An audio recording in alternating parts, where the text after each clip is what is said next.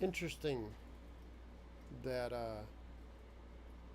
here I am, a boy who was bedridden as a child till I was probably 8, pretty much. I mean, I got up every now and then, but I didn't feel well. I had rheumatic fever. To working every day, and I don't have any regrets about it. I don't feel bad. I don't feel like tired. I get exhausted, but overloaded sometimes mentally, but not to the limit I can't take. So here I am leaving what I have learned on the internet for how long as it lasts. And it is my goal to um, share with other people my experiences so that maybe they don't have to go through the tough times that I went through. Not here to talk about my tough times. I'm just talking about if I show you how to do what I think is the right way, maybe you won't have as many hard lessons as I did. And that's what you do when you take somebody that's working with you. And don't have any experiences. Okay, man, if you hold it this way or if you do it this way, you'll have less problems. So here we are doing it live, but these things uh, get recorded, and then she breaks them up and puts them the way she wants to put them. And it's not a lot to do with what I have to say as far as how she breaks it up. So I am humbled the fact that I have gotten enough attention that there are some who would listen to me, and I'm not. It's not something that I would ever consider being a big head about. So there are so many people out there that know how to do so many different trades better than me. You know, they're really good at what they do. That's what they do. There are people that are powerfully smarter uh, and learn far faster than me. But here I am sharing with what I've learned, and my only hope is it just keeps people from suffering. So, and maybe improving their life, not just from suffering, but improving their life. So here I am saying these things so that you kind of understand how I've gotten to this point. So one of the things that was told to me through a video, I think it was, of Zig Ziglar talking, and he was talking about how you can get more energy if you do things with the premise of your what you are selling is something that will make other people's lives better. If you work hard and making other people's lives better, you'll have more energy. And I took that to heart. It's a great idea. It's really what you're taught anyway, if you're taught with any morals, to try to go through life making other people's lives better. I know that other people don't feel the same, and they get through life just fine, maybe even get ultra wealthy, but this is what I do. So we are having these discussions on YouTube on Wednesday at 8 p.m. Central Time. So at any point you can ask a question, and if you want to ask a question that's not related to what I'm talking about, don't worry about it. Just go ahead and ask. And hopefully she'll catch it, and then I can respond to it. We're still learning how to do that. Um, so, Not so much on this one.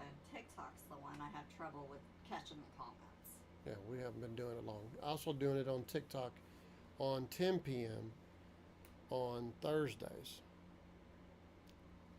With that being said, what I wanted to talk about was installing sinks, which is there's a lot of different kinds of sinks. I will try to cover what I can in less than an hour, and I will share with you what I have learned. Well, if you are replacing a sink itself, quite often it's in a counter. Say, most of the time for mica counter, if it's a kitchen sink. And if it's a bathroom sink, it could be the same thing. Quite often, too, uh, there could be one whole piece that is a sink. Now, when it comes to replacing the sinks that are in a Formica counter, you have to go underneath that cabinet, and there we are with all kinds of things that people brought in a little at a time. They didn't just go down the store and buy all that stuff at one time and put it underneath the sink, and you have to pull all that out. And everybody tends to get embarrassed because it's not as clean as they want it to be, and you shouldn't be. As a plumber in that kind of plumbing, you are underneath your houses seeing some of the ugliest things. It is not the ugliest thing looking under somebody's sink. And I've seen some bad ones. I've seen it where there was no bottom underneath, there was no floor left. I've seen that. So it's not as bad as you might think. So you're going to pull all that stuff out, look up underneath there, and you're going to see the sink clips.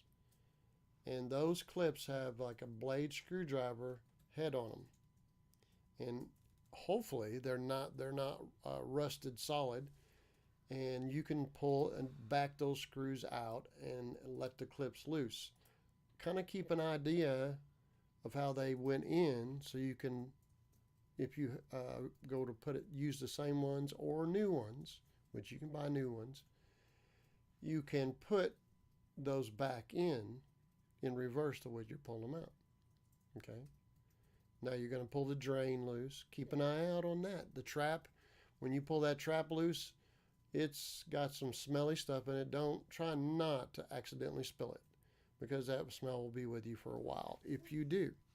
So you're going to very carefully make a special trip to either outside or to a toilet and dump it out. And then you're going to disconnect the if it's a double sink in the kitchen, let's just stay with that for a while. You're going to undo both sides of the plastic drains, and that go down and then together, or off one side and down. If it has a dishwasher, you're going to have to disconnect the hose that goes to the disposal or to the drain. And that usually is a 5/16 or a blade screwdriver to take that loose, and then pull the hose off of it. If you have a disposal, now you have to unplug the disposal, and then there are some round clips at the top about so big that you have to turn loose and then get that disposal down. Okay? We're getting there. So now you've done that, you have to take loose the supply lines to the faucets. Generally, I don't try. I have a basin wrench, which you can use a basin wrench if you just need to change the sink faucet. But generally what I do is I disconnect the supply lines from the shutoffs, if you have them. Sometimes houses don't have them, or when you go to shut them off, they don't shut off. They're the old gate valve twist into, they end up leaking or don't shut off. Now you have to go outside and shut off the whole house. Or if there's a shut off anywhere closer to the house, either under the house or sometimes in the house, which I try to do from time to time, encourage the customer to put the shut off in the house so they don't have to go a long ways out to the street, particularly in an icy or snowy period, or in the middle of the night, and stick your hand into a hole to shut off. And I've got videos of there's snakes inside those sometimes.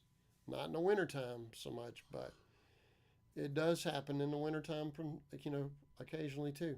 So anyway, you're going to have to shut that water off. You might need to use a crescent wrench or channel locks or something if you don't have the key to shut that water off. But you're going to need to shut the water off because the shutoffs are not working. And now would be a good time to replace those shutoffs. Anyway, when you do that, you are ready to pull the whole sink with the faucet out. And this is a kitchen sink. Pull it all out. Now, why would you want to do that? Well, because the next thing that you're going to be doing is very difficult if the sink is under the cabinet. And that would be to disconnect the half-inch lines that are connected to the faucet itself, and then the nuts that hold the faucet to the sink. They are very, very hard to get to on the backside of the sink basin. All right, and quite often they're rusty.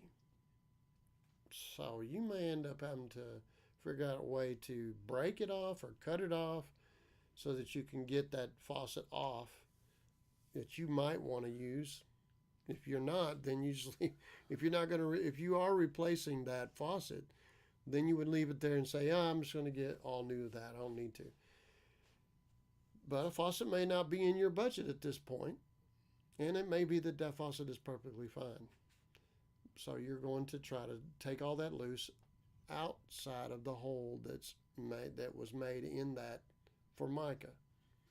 Okay, and then the drain baskets on both sides of the sink basins, they have very big nuts to pull off, and they are put on tight so they won't leak. So they're hard to get off, just like they were to put on. And that is another one. They make a tool that you stick inside that drain to hold it. But I've used any number of things early on when I first started to hold, like handles of channel locks and things like that. But they make that tool to put in there, and it has a hole that goes through it you can hold with a screwdriver. And then your other side, you got to grab that nut and twist it off counterclockwise. I actually have a wrench that's made to slip over those nuts, and it has slots where the fins were for it, and I can twist it off a lot easier than using a great big pair of channel locks that you might not own. So you might see those in Lowe's, Home Depot, or any box store. You might be able to order it online, but it's a big round wrench for that fit over the nuts that hold the drain basins in. So you're going to pull all that loose so you can use them. They can be as much as $30 or more per. So there's two of them. And I have been where it was so rusty and not maintained that I had to break those nuts, and they make replacement ones for it, new ones. So you can clean up the threads. Usually they're stainless steel baskets, and the nut, it might be aluminum most of the time. I think occasionally I've seen them where they were metal and rusty, but that would be older. So now you've got all that sink taken apart, and you have your new one. Then you want to just tentatively take that new sink out. Be careful that you don't put it directly on the floor, because everything on that sink is sharp, and it will cut your floor, your linoleum, your tile. It'll make a scratch. The bottom of where the baskets go, quite often they're sticking down just a little bit, and they scratch things. So be conscious, and don't let that sink slide on your hand, because if you don't have the calluses, it will cut you. So just be careful that everything that you have is not being damaged. And you don't want to drop the sink because you can get a dent in it pretty easy. Doesn't sound like it, but it could be. We're talking about right now a stainless steel sink. And then I'll talk to you about epoxy and others, all in the kitchen. So you take this out and you tentatively take it and put it up in the hole and see if it covers. Hopefully, you've already done a little bit of homework before you bought the sink. Or maybe this is a time where you start measuring the hole and say, oh, this is the kind of sink I need. Maybe it might mean that you need to cut out that Formica top so that you can get the new sink in. So are you following me so far? You're sticking that new sink in to see if it will fit the hole. And then when you do that, you pay attention to everything. Make sure, take a look that it's falling out the way you want and sitting all the way down. Clean up all around that Formica edge if that is the sink that it will fit. If it isn't, you need to make it larger. Now's when you're cutting and measuring exceptionally close. You do not want to make a mistake. And the classic one to make is to make square corners.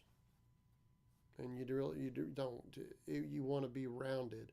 Quite often the corners of the sink are not square. They're not. Most of the time they are not. They are rounded.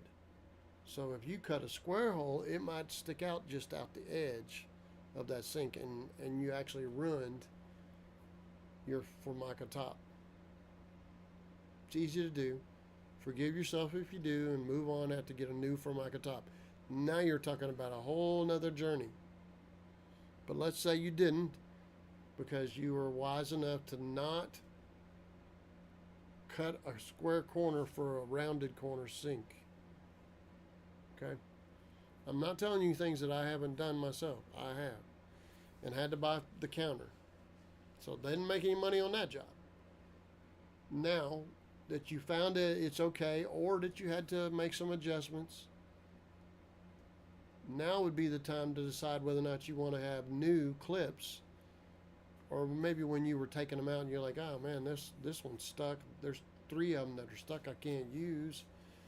You can try to take those things apart. They're kind of flimsy when it comes down to not heavy steel. The part where you put your screwdriver to, it's pretty strong, but the rest of it isn't. So you may decide to buy new sink clips. And there are some very good videos on how to use them and how to set them in. I don't know if I have one, but maybe I will have in the future. And so now might be the time to go get some if you don't have them. Also, you will need some clear silicone. That you would put along wherever the edge of that stainless steel sink will be sitting. If you want to, you can set it in place, take a pencil and mark all the way around. It's like, okay, and then when you take it out, you can just put silicone in that area. Now you take the sink back out, and this is when you decide again if you want to put a new faucet in or put the old one in. If you're doing a new one, most of these new ones have the connection that goes to the sprayer, unless it's a sprayer in the middle. It connects into a piece and goes over to the handle. It's a quick connect. I really don't have a lot of confidence in the new faucets and how fragile I think they will be in the future. I don't have much confidence in it, but I have used them and they have not caused a problem yet. If that's the case, you have to put the sink faucet in first without the hose connected to it. That hose going over to the handle that sets off to the side. And you put that faucet in before you even put it back in the counter. You might be doing it sideways. Again, be careful that you don't have that sink edge cutting the flooring that you have.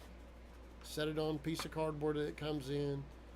If you don't have it, get some. Get a paper sack. Uh, any number of things that might allow you not to cut your flooring or yourself. Just set it in a comfortable way, and then you're putting your faucet in, tightening up the nuts on it so you can get it set. You don't want to be worried about perfect right now because you're going to adjust it, but you do want it pretty tight. If it's not as tight as you want it, believe me, you can usually still adjust it, but you don't want to break the plastic nuts that hold that faucet on. Once you got that done, then you're going to put the nut that holds the handle on, and now you're going to slide that hose through that hole that goes to the handle with the handle on it, and then you clip it into where the area is made for the clip on the faucet itself. And most of the time, you have to be conscious of if it has a weight that goes on that hose to pull it down. And that would be the case whenever you're doing the one in the center also. It has to go down and then connect in to the sink. And usually that's easy enough to understand, but there's a weight that you put on it. Sometimes that weight is not split in two, so you might have to run the hose through it. But most of the time it is split in two, and you can put it and then clamp it down onto the hose where it pulls that middle faucet tight. And you won't know that until you put it in the Formica top. Okay? Then, so you can save yourself a lot of hassle, you put the hoses back on. If you want to put new hoses, this is a good time to do it. Put your new hoses on the faucet. Don't worry about which one's hot, which cold, because the faucet hoses are generally look identical. Your left is always hot when you get ready to hook up. Okay? Don't worry about that right now. You're getting ready to put everything in, so you don't have to do it when the sink is being, the drains and all that. You don't have to be laying on your back to do that. All right, now you're going to put the drain baskets on. The drain baskets, you can use putty tape, which comes in a bottle about that big. You pull it out and pull a wad out and then roll it up, and it makes like a. You want to get to like a pencil, number 2 pencil size roll. You just keep rolling it, and it just keeps rolling out, and then you're going to push that on the drain basket itself, and then you're going to be short probably a little bit, so you got to do it again, put it on that. Then you have a second one. You're going to do the same thing. You're going to squish it in there. Don't worry about being totally flat. Just kind of get it sort of flat. Whenever you put that nut on the bottom of it, it will squeeze it out. That's later. All right. Now, if it's new, you will, now that you've got both of those drain baskets with the putty tape on it, or you can use silicone. If it's new, you will have a large nut that goes on the bottom of it. You will have a rubber washer and a paper washer. The paper washer goes against the nut, in between the nut and the rubber washer. Why, you might ask, is it needed that order? Because when you get ready to tighten up that nut, if it's up against the rubber, it will roll that rubber up and wrinkle it. That little bit of cardboard paper, which you could make if you took the washer and just traced it out. Even construction paper work. All you're trying to do is get something for that nut to slide on and not gather that rubber up. Okay, so now you're gonna put the rubber on first. Okay, now the basket is through the sink, then the rubber goes on, then the paper goes on, then the nut. Okay, and then you tighten it up. Remember that tool I was telling you about that goes in there and has an X pattern that it can stick down inside that basket. And you put a screwdriver in that, hold it in place, and you can really hold hard. And then I have that special wrench, or you can have a very large pair of channel locks or a medium size and try to grab two prongs to pull. But you tighten it up by hand, that nut first, up against that paper gasket, and until it gets tight. You got it tight, you're still holding that tool in that basket to hold it in place. Now you're going to really tighten it up, and you can feel it pulling down, pulling down. You don't want to break anything, but you want to get it really, really tight. And you're going to do it both sides. When you've got that done, you're going to go back inside that sink and notice that the putty tape pushed out. That the excess putty tape will have pushed out, or the silicone. If you put a bead of silicone all the way around, it will have pushed out also. Does that make sense? Now what you could do is take the nut and put it, the tailpiece, if you want to, you can put a tailpiece on both of them so that you don't have to do that either. But if you're doing that, the flat part of the tailpiece goes up against that drain basket in the center. It's smaller, and it needs a rubber gasket that sits on top of that flat surface.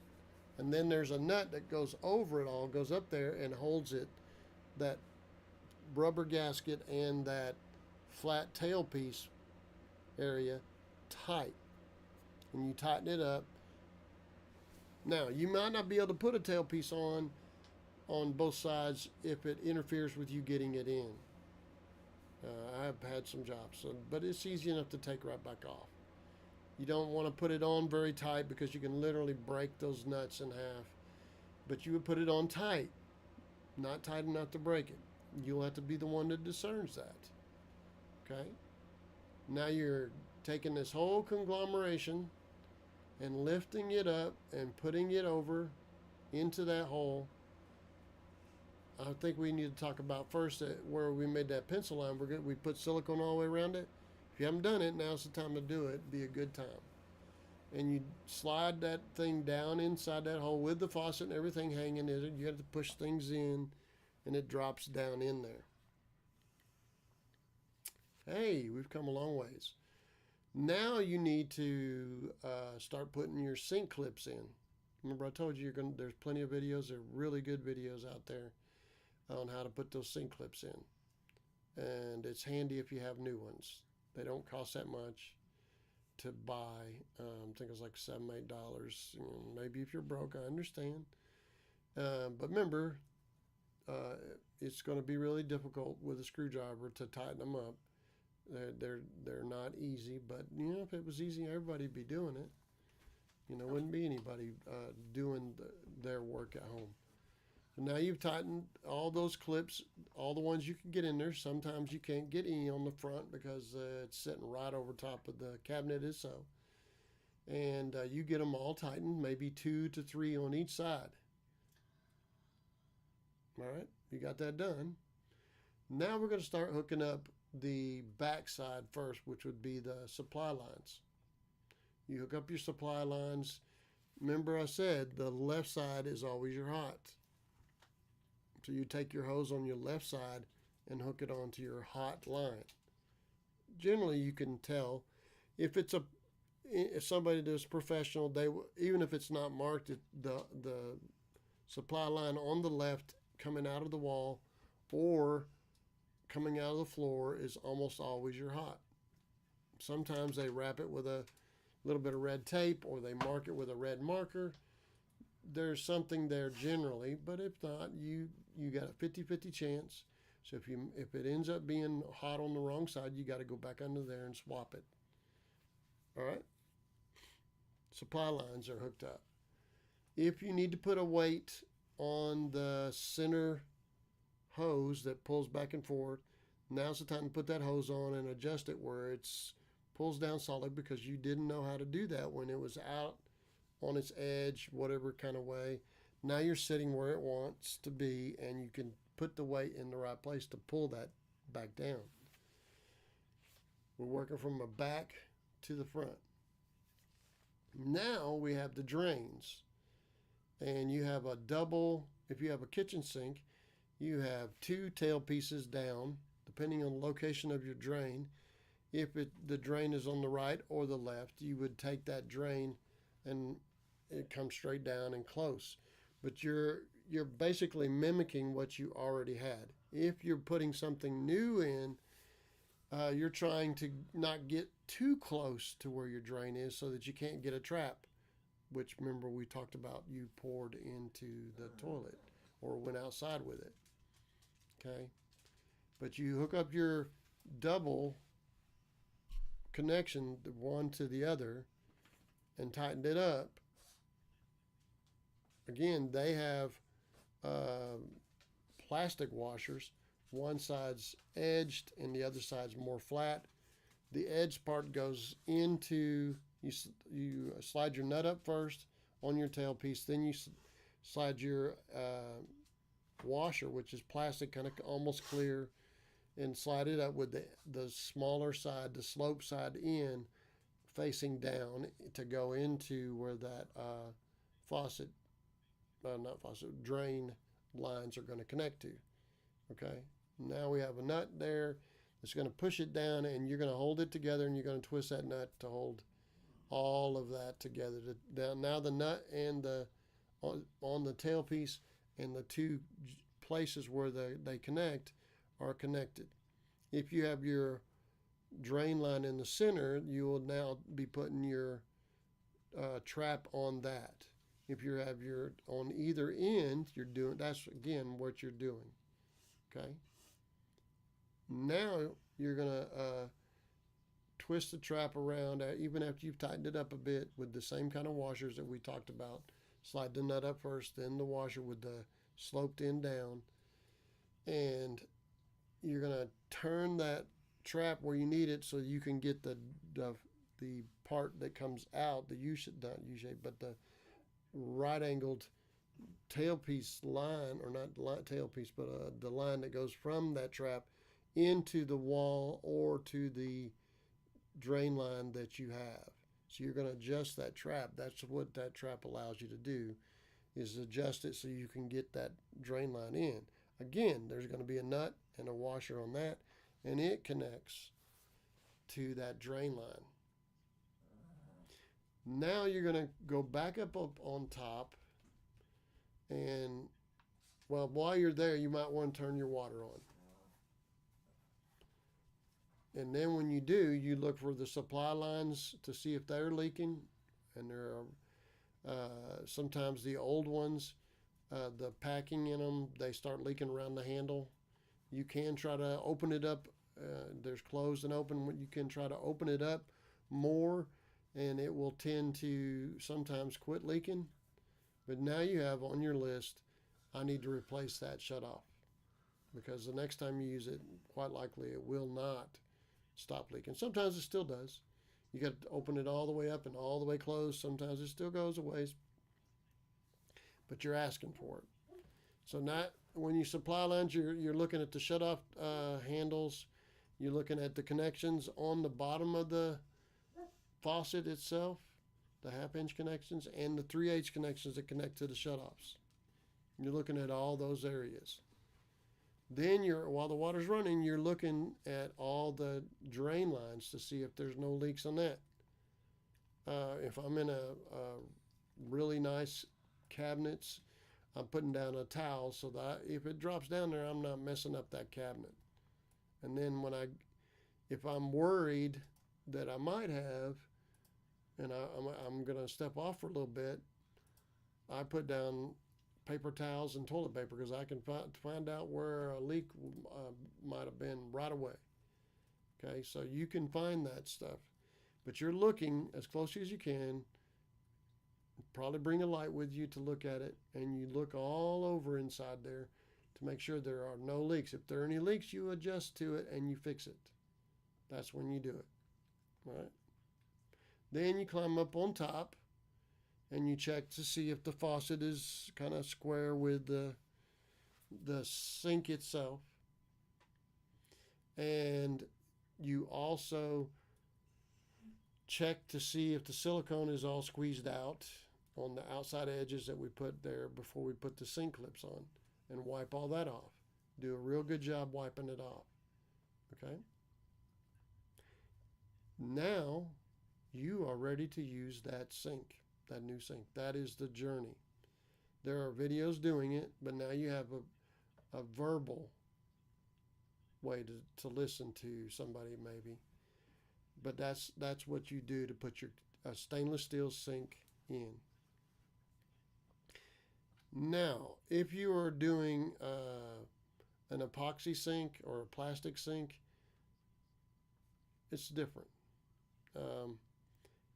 The depth quite often can be very deep, and you still want to try to do the same as I was talking about. Put the baskets in, put the faucet in before, if you can. Most of the time you can. I have done it where there are countertops that go over the top and made it really close and difficult, but I almost always can. But those sinks there don't have clips as a rule. They rely thoroughly on your ability to silicone and hold it in place, or other glues. So again, you would test it out by putting it in, and then mark it, and then put your glue, and then let the epoxy thing, that plastic sink in. The inherent problems with the plastic sinks is they show all the scratches. They're really pretty when they're new, and then as time passes, you get scratches on them. If it's black or if it's white, it always shows the scratches. So that, and then cast iron, get ready for a heavy journey lifting that thing up there. It can be 45 pounds maybe, just the sink itself, maybe even more. It's just monster heavy. If you've cut the hole right, or the hole's been cut right, just a little bit of silicone, just in the name of keeping water from getting underneath it. You don't have to worry about it. Anything like a clip, okay? But it's the same rules when it comes to that kitchen sink. The exceptions will be when you have a kitchen sink that has a built-in front. The front is part of it instead of a cabinet front. It has part of the sink going down. Most of the time, you're not going to be putting that in an old sink cabinet. It has to be a cabinet that is made for it. That's a bit of a journey, but it's more about measuring and making sure everything fits before you put it in and silicone it in place. All right? Now, we've talked about this kitchen sink. There are other small sinks like outside that you might use for washing glasses outside. They're small. They're all the same principle. Instead of two sinks, though, we have one. They're still the same principle. You still have to have a trap. You still have a faucet. All those things that we talked about, just with one instead of two. And when it comes to the bathroom sink, it is the same principle also, but you have a lot of different sizes. An elliptical sink, square sink, round sink. There's all those have ways for you to silicone it in place and or use clips. Those sink clips are the same sink clips. The faucet is smaller, easier to deal with, and again, you would use it while it was outside, the holes and everything, to put that faucet in. It'd be far easier, and the hoses and the tailpiece. The difference will be most of your sinks have a drain stopper that you can move up and down on the back side of the faucet. That will be something you have to do some adjusting on. How do I do that? Well, when you put that drain in, or this new sink in, you're using the same methods that we talked about, but with one hole, a much smaller hole, to twist that nut in that holds that tailpiece on. Down about 3 inches will be another round plastic nut that you can take off, and it goes in. What goes in there is a steel rod with a round ball around it. It goes in there, and then you slide the nut over that to hold it in place. But before you put the nut tight into it, the stopper that slides up and down because of that nut, you have to get that that rod through that hole in that stopper, which is down just enough so that you can stick that rod in there. It's a bit of a trick. You're trying to line that up, and then you tighten your nut once you get it in, and it's going up and down. Okay, you tighten it up tight enough that you don't break things, but it's still tight. You're just beginning. Your next thing is that rod goes over to where that rod coming up down from the backside of the faucet goes, and it's going to connect the two of them together. Now, there is generally a section of that rod that has holes in it for that rod that goes into the drain itself to connect to. What you're doing is going through that hole, but before you do, you got to stick a kind of a triangle shaped, small, thin washer type thing. Has two holes in it. Slide it over the rod, then you slide the handle that goes up and down on the back side of that faucet over it, and then you take that clip and slide it over, so it literally holds it all together. Some videos that I've done, you probably can see me do it, but that is something you have to adjust so you can know whether or not it's doing what you want. So you can literally adjust it and like, oh, I don't like that hole, it's not pulling the faucet all the way up or closed, so I got to adjust it. You can adjust it. It's an elaborate journey. It's easier to do before you put the sink in, but you can still do it after you put the sink in. All right, and again, you're going to hook everything up. Hot is on the left, trap's got to be hooked in. You're going to turn everything on, make sure that it's all leaking the same as you did the kitchen sink. Okay, so you're trying to make sure that you didn't make a very small leak, rot your cabinets out. You don't want to do that, so you're going to take your time, and hot water tends to loosen up things. So I tend to watch it for a while, and they may be paying me, but I watch them, to make sure, and maybe I'm talking to pass some time, but they know that I'm trying to do what's best for them. So those are your basic installs of sinks. When it comes to kitchen sinks in restaurants, it's just a bigger journey, and you don't have a cabinet in your way. It's heavier duty nuts, heavier duty drains. Sometimes it's the same as what you would have in a house, but a larger area. And in a restaurant, you have triple sinks. So you have one for rinse, one for wash, and one for I think it's soak. So Soak, rinse, wash. there's or three. Soak, wash, rinse. Yeah, I should have it memorized, but I'm drawing blank. So again, you need to be determining where your drain is as to where you put what and what you buy for it. The drain might be all the way to one side, and then you're going to bump everything over to drop off this side. It might be in the middle, it might be on the far side. But there are 3 sinks in a restaurant. And the faucet,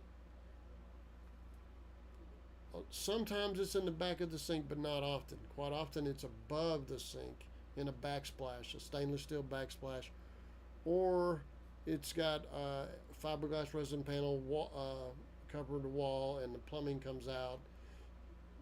sometimes you don't. The faucet doesn't have anything to do with the replacement of the sink. It just you can pull the sink out. Other times you have to pull the faucet, and it can be uh, quite a journey. Uh, but it all is basically the same. It's not really that complex. You just get past it. You understand that water goes out the drain, supply comes in. All right. So we've talked about all those things on installing a sink. What about mobile homes? It's the exact same. There are no differences in mobile homes. Over and over again, I've had people say, "Oh well, the plumbing in a mobile home sink is different." It is not. The faucets fit the same. They're the same distance. There is no difference. The difference between a mobile home sink and a house sink is a mobile home sink generally, if it's made from the factory, is not as deep. But you can install a deeper one whenever you put your new sink in. You can put as deep as any house you ever saw. Um, Mobile home cabinets don't always have the room for a gigantic sink that you might see in somebody's house. But not every cabinet in a conventional home will either. So there's virtually no difference in sinks when you go to install a new one in a mobile home. Campers, they're just smaller cabinets, smaller sinks. These are all circumstances that you adjust to. When it comes to buying sinks, that should probably be a whole nother, discussion about where to buy plumbing. Um, you can buy used ones, and they're they're gonna maybe last another 50 years. Those The exception to that would be the epoxy sinks. Eventually you get tired of all the scratches and kind of makes it look like goo is sticking in those scratches, and particularly white and black or even tan. It ends up looking dirty. So, and then the cast iron or the heavy duty sinks, they end up getting a piece of the coating broken and rusty. So, those are things you might consider when you're buying used. If it already has a chip in a cast iron one, you're not going to want it, because unless you can coat that to make it look like there's not been a patch, you're not going to want it. If it's really scratched up, even though it's clean, somebody took it out because it doesn't look as good. Now, maybe it's an upgrade for you, and that's a choice you made. But you can buy used and do just fine. Just clean it up. Usually a sink is made to be cleaned up. As far as I can tell, I think that's everything. And I hope everybody gets... Sounds like the only thing, the mobile home was the only question I could think of. Oh, well. All the best to you guys. Again, if ever you have a question, just step in and ask the question. I'll stop what I'm doing and answer it, because it's more important to me to answer the questions for people than to just sit around talking about what I know. All right, I'll let you go. See you later. We're heading to TikTok tomorrow at 10 p.m. Central. See you guys.